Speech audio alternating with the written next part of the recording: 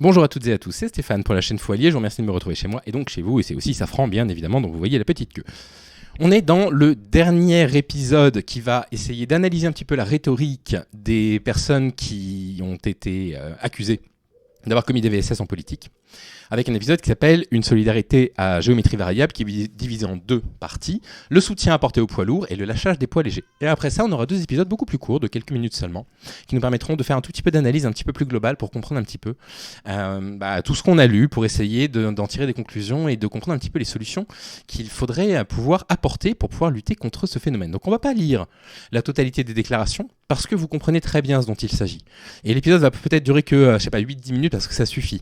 On va simplement prendre un ou deux exemples pour que vous compreniez un petit peu comment ça fonctionne et que vous compreniez que non seulement le pouvoir permet aux hommes qui ont du pouvoir d'en jouir, d'en bénéficier pour pouvoir écraser les personnes qui n'en ont pas, mais qu'en plus les personnes que l'on reconnaît comme ayant du pouvoir, on a tendance à être un petit peu plus tolérant ou tolérante avec eux ou avec elles. Et là on a par exemple donc, le début de cet article qui nous dit: on l'a vu, la confiance des dirigeants envers leur pairs est souvent plus forte, plus convaincante que le témoignage des victimes. Pourtant, des nuances s'expriment parfois. Nous avons choisi de comparer entre elles trois affaires qui ont concerné des ministres d'Emmanuel Macron, Gérald Darmanin, Nicolas Hulot et Damien Abad. Apparemment, c'est un prérequis pour pouvoir travailler dans son ministère.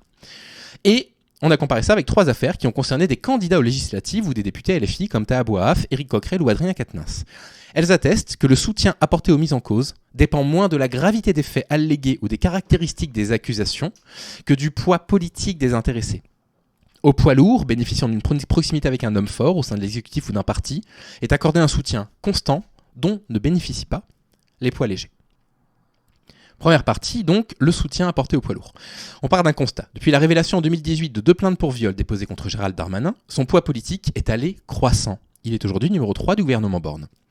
Nicolas Hulot, qui a fait face à des révélations en 2018, quand il était ministre d'État numéro 2 du gouvernement, était alors très soutenu par le couple exécutif, mais aussi par ses collègues ministres, et notamment par Marlène Schiappa, qui a scénarisé son soutien.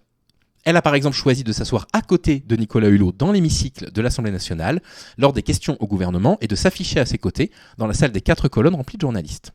Et on cite par exemple Bruno Roger-Petit, porte-parole en 2018, qui disait « Le président a pris cela avec une sérénité de marbre ». Autre déclaration, dans le JDD, on entendait « Le président puis le Premier ministre réaffirment leur confiance dans les membres du gouvernement mis en cause sur la base de rumeurs, entre guillemets. Le président de la République, lui, a indiqué qu'il devait tenir dans ces moments-là. Plusieurs ministres, dont sa collègue de la culture, Françoise Nyssen, l'entourent et le réconfortent. » On peut lire également de la part d'Édouard Philippe « Viens mon chat, au lieu de miauler. Tout le monde t'entend là. » Nicolas Hulot s'est exprimé avec sincérité et émotion sur les rumeurs dont il est l'objet depuis plusieurs jours. Ses explications étaient claires, précises, et nous n'avons aucune raison de douter de sa parole. Bref. Comme il l'a rappelé, la justice s'est prononcée. Le Premier ministre a adressé à Nicolas Hulot un message de soutien dans cette épreuve qui l'affecte, lui et sa famille. La défense des poids lourds n'est pas le monopole du gouvernement. Elle existe aussi dans les partis politiques. Et le cas de LFI en constitue l'une des illustrations. Entre mai et septembre 2022, 3 membres de LFI sont visés par des accusations de VSS. En mai, le comité contre les VSS de LFI a reçu une saisine qui a conduit au retrait de l'investiture de Taha Bouaf pour les élections législatives. En juillet, le même comité est saisi et une plainte pour des faits de harcèlement sexuel et des gestes pouvant s'apparenter à une agression sexuelle est déposée contre Éric Coquerel, président de la commission des finances. En septembre, le député Adrien Quatennens est visé par une main courante, puis une deuxième, puis une plainte de son épouse pour violence. Il admet son comportement et se met en retrait de sa fonction de coordinateur de LFI. En décembre, il est condamné par la justice à 4 mois de prison avec sursis et 2 000 € d'amende. Son groupe parlementaire l'exclut, puis le réintègre 4 mois plus tard, à condition qu'il ait suivi un stage. Ces 3 affaires concernent des comportements tout à fait différents. S'il est intéressant de constater la rapidité avec laquelle le candidat Bouaf a été débranché, entre guillemets, sans révélation de témoignages ni plainte, le traitement accordé aux affaires Coquerel et Quatennens est lui aussi digne d'analyse. Et on a par exemple Manuel Bompard qui dit « Il ne faut pas jeter des accusations sans aucune preuve ni aucun élément sérieux ». Mélenchon qui disait « Mesquine réplique contre Coquerel destinée à le salir sans cause », etc. Vous avez toute une série de déclarations à ce sujet-là. Fait remarquable, les poids lourds de la majorité présidentielle et de l'extrême droite apportent également leur soutien à celui qui vient d'être élu président de la commission des finances de l'Assemblée nationale.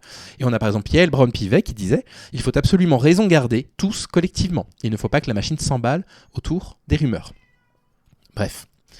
Plusieurs figures de LFI, majoritairement des femmes et des jeunes, mais pas exclusivement, marquent pourtant leur distance avec les propos de leur leader insoumis. Vous avez Manon Aubry qui avait dit « ce ne sont pas mes mots ». Donc vous avez quand même des personnes dans ce parti-là qui sont quand même bien formées à la question des VSS et qui ne tolèrent pas ce genre de choses. Après sa condamnation, le groupe parlementaire est contraint de réagir, prononçant une exclusion de 4 mois en miroir de la décision de justice, sans que rien ne lie formellement les deux. La décision de justice ne condamne pas Adrien Quatennens sur la base de son renoncement, valeur prônée par la LFI ou la NUPES. Certaines voix chez LFI déplorent que l'exclusion d'Adrien Quatennens ne soit que de façade. On avait Raquel Garrido qui avait déclaré par exemple « Je constate avec consternation que la stratégie de communication d'Adrien Quatennens a été menée en complicité avec au moins une partie de la nouvelle direction de LFI. C'est un problème politique et de loyauté entre nous. » Bref, vous comprenez un petit peu l'idée. On lit ensuite une longue déclaration qui était très intéressante de certains membres de la NUPES pour expliquer qu'ils étaient en désaccord profond avec la réintégration d'Adrien Quatennens.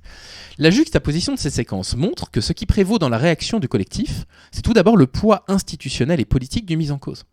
Et c'est exactement pareil pour les personnalités du web. Une personnalité qui a 1 million d'abonnés va être incroyablement défendue par rapport à celle qui va en avoir 50 000. Il n'y en a aucun des deux qui devrait être défendu dans ces moments-là. Soit on suspend son jugement si on souhaite suspendre son jugement, soit on décide de témoigner notre empathie à l'encontre de la plaignante. Ça, c'est les propos du juge Édouard Durand et d'Ernestine Renet, je ne cesserai de vous le répéter, dans protéger la mère, c'est protéger l'enfant, quelque chose comme ça, ou protéger l'enfant, c'est protéger la mère, je ne sais plus, où il disait « Votre rôle n'est pas de décider de ce qui est vrai ou pas, mais d'orienter votre empathie. Préférez-vous orienter votre empathie vers quelqu'un qui fait une déclaration ou qui se plaint d'avoir subi des VSS, ou vers quelqu'un qui a reçu la plainte. » On peut douter que la présidente de l'Assemblée nationale ou le ministre de l'Intérieur ait eu ce type de propos à l'égard d'un député d'opposition de base. C'est ensuite la proximité des mises en cause avec le leader de leur famille politique. Dans le cas d'Adrien Quatennens, ses qualités personnelles abondamment rappelées par Jean-Luc Mélenchon et ses proches semblent le rendre indispensable à l'organisation, qui de ce fait n'envisage pas d'exclusion définitive malgré les protestations. En revanche, deuxième partie, lâchage des poids légers. Les poids légers, et notamment ceux dont le ralliement à une famille politique est récent, ne bénéficient pas du même soutien que les poids lourds, comme en témoignent les cas de Taha Bouaf et Damien Abad. On a par exemple une déclaration du comité métropole de Lyon de LFI en 2022 qui dit « Nous espérons que son ultime alerte en forme de renoncement fera enfin l'objet d'une prise de conscience globale des problèmes qu'il soulève et que dans ce pays où l'on s'est tant appelé à la liberté d'expression, on finira par découvrir que certains en sont réellement privés. » La décision de retrait d'investiture prise par LFI à l'encontre de Taha Bouaf est aussi commentée dans les médias comme un règlement de compte entre LFI et le PCF, la circonscription étant un bastion communiste. Le lendemain pourtant, quand les réels motifs de ce retrait sont mis à jour et quand il est révélé que Taha Bouaf a été contraint de se retirer, les commentaires au sein de LFI sont au diapason. Mélenchon dit « J'apprends les accusations contre Taha Bouaf, la parole des femmes doit être entendue sérieusement, je compte sur la commission ad hoc de LFI pour établir la vérité. Cela n'exempte pas les racistes qui l'ont harcelé. » Bon, il avait rajouté ça. Vous aviez Clémence Guette qui avait ajouté « J'apprends les accusations qui pèsent sur Taha Bouaf. La priorité est d'accueillir la parole des victimes. » Vous voyez, d'un seul coup, personne n'est moins connu. En plus de ça, bon, voilà, ça a beau être à LFI, Taha Bouaf, il n'a pas un nom français. Je pense que ça joue également. Là, d'un seul coup, il faut écouter les victimes et on se fiche un petit peu de faire de deux poids deux mesures avec des personnes comme Quatennens, par exemple. Bref. Le même type de lâchage s'observe au sein du gouvernement.